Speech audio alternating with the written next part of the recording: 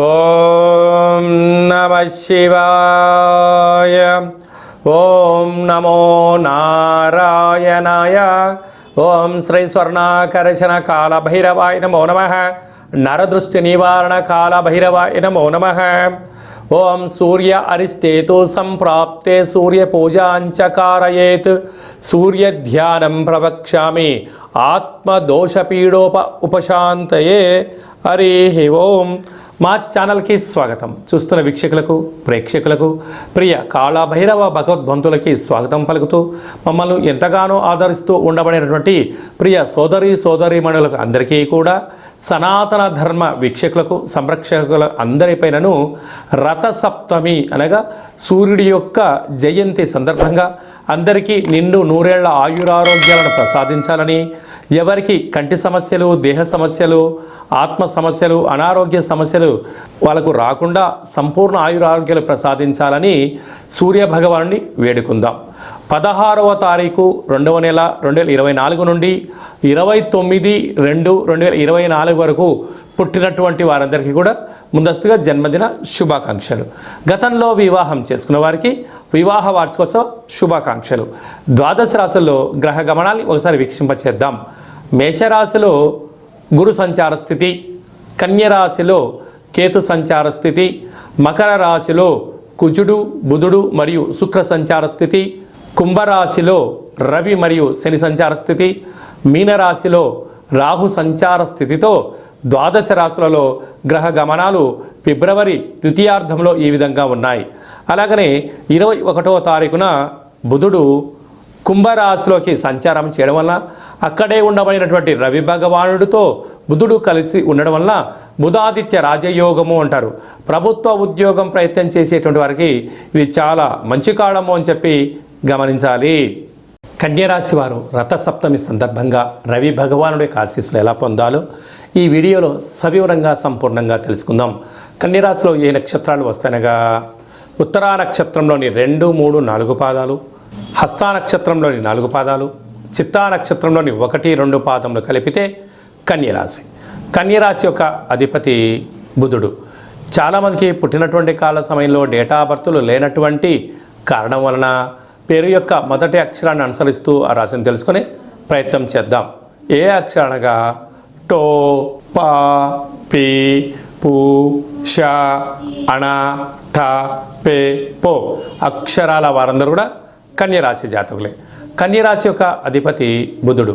వీరు రవి భగవాను యొక్క ఆశీస్సులు పొందగలిగానంటే ఆ రథసప్తమి రోజున సూర్యారాధన, సూర్య భగవానికి అర్ఘ్యం వదిలిపెట్టడము, చక్కెర పొంగలి పాయసం ఏర్పాటు చేయడం వలన బుద్ధి, జ్ఞానము, ఆరోగ్యము, సంపూర్ణమైన దేహదారుఢ్యం కలుగుతుందని చెప్పి గమనించాలి. రాశిలోని కేతు సంచార స్థితి ఉండడం వలన చిన్నపిల్లల మనస్తత్వంగా లేకుండా హుందాగా, బ్రాడ్గా, దూర విజన్ ప్రయాణంతో మీరు ప్రయాణం చేయగలిగితే వృత్తులలో, ఉద్యోగాల్లో అద్భుతమైన విజయం మీ సొంతం కావడానికి అవకాశాలు ఉన్నాయి. 5వ స్థానంలో కుజుడు, బుధుడు, శుక్ర సంచార స్థితి కారణం వలన నూతనంగా వివాహమైన వారికి పుత్ర, పుత్రిక సంతాన యోగం, పిల్లల యొక్క చదువులు, పిల్లల యొక్క అభివృద్ధి, మీరు మీ తల్లిదండ్రుల నుంచి రావాల్సినటువంటి స్థిర చరాస్తులు మీ సొంతం కాబోతున్నాయని చెప్పి గమనించగలగాలి.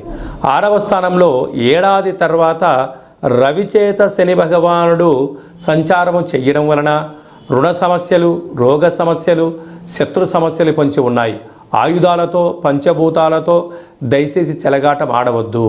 వాహనాలతో దయచేసి రోడ్డు క్రాస్ చేసే విషయంలో కానీ అతివేగం పనికిరాదని చెప్పి గుర్తుపెట్టుకోవాలి.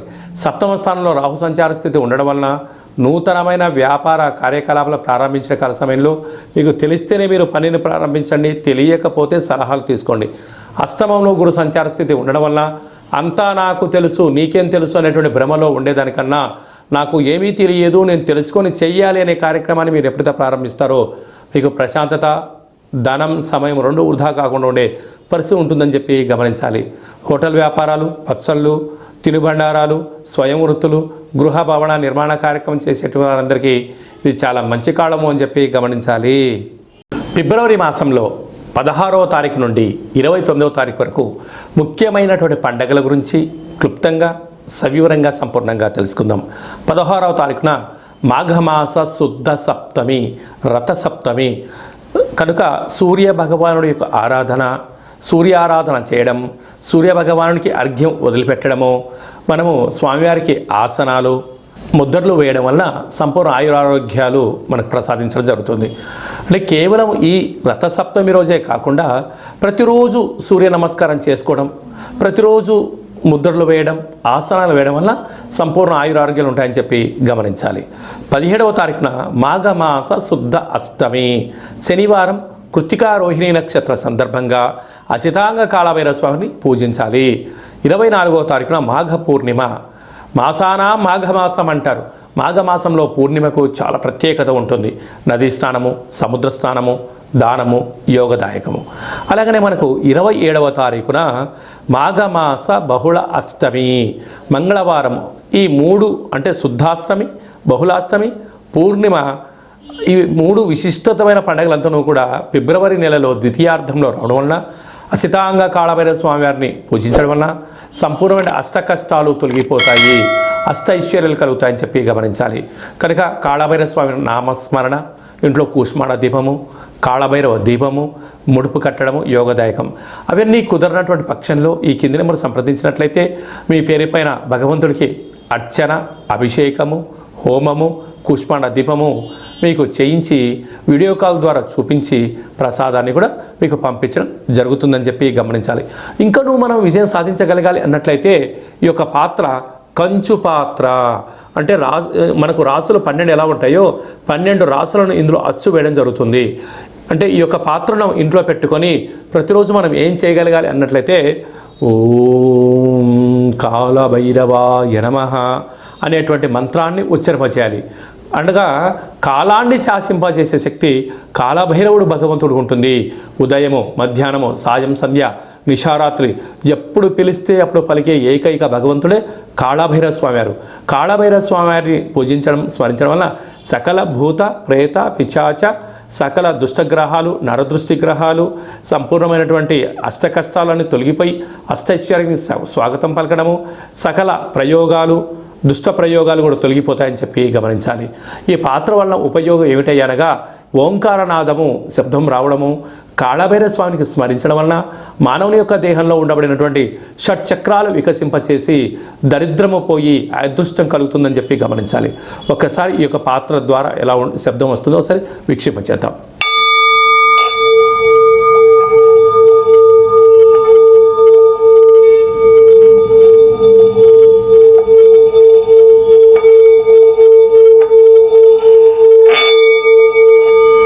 ఇలాగా ఓంకార శబ్దాన్ని మనం చూసాం. అలాగా శబ్దద్వర్థం వలన సకల అష్ట కష్టాలు తొలగిపోతాయి, అష్టైశ్వర్యాలు కలుగుతాయని చెప్పి గమనించాలి. ఈ యొక్క కంచు పాత్రతో పాటు ఒక కాళభైరవ స్వామి యొక్క పిరమిడు, డాలరు, కంకణము, విగ్రహము, అలాగనే మీకోసం ప్రత్యేకంగా కాళభైరవ హోమాన్ని ప్రత్యక్ష ప్రసారంగా వాట్సాప్ కాల్ ద్వారా చూపించి మీకు అందజేయడం జరుగుతుంది.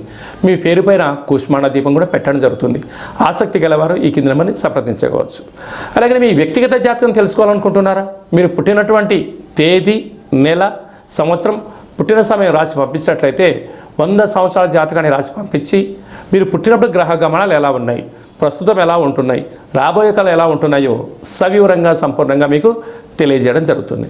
అలాగే చాలామందికి డేటా ఆఫ్ బర్త్లో లేనటువంటి వాళ్ళు ఎవరైనా ఉన్నట్లయితే మీ పేరు యొక్క మొదటి అక్షరాన్ని అనుసరిస్తూ ఆ రాశిని తెలియచేస్తూ కాళభైరవ ఉపాసన చేత భూత భవిష్యత్ వర్తమానాన్ని తెలియచేస్తూ మీ జాతకం చెప్పించుకున్న ప్రతి ఒక్కరికి కూడా మన యొక్క కాళభైరవ స్వామి యొక్క దేవాలయంలో అర్చన, అభిషేక, హోమ కార్యక్రమాలను కూడా చూపించి మీతో స్వామివారికి నమస్కారం పెట్టించడము, స్వామివారికి ఆశీస్సులు మీకు ప్రసాదింపజేయడం జరుగుతుంది అని చెప్పి గమనించాలి. ఆసక్తి గలవారు అపాయింట్మెంట్ తీసుకొని సంప్రదించగలరు.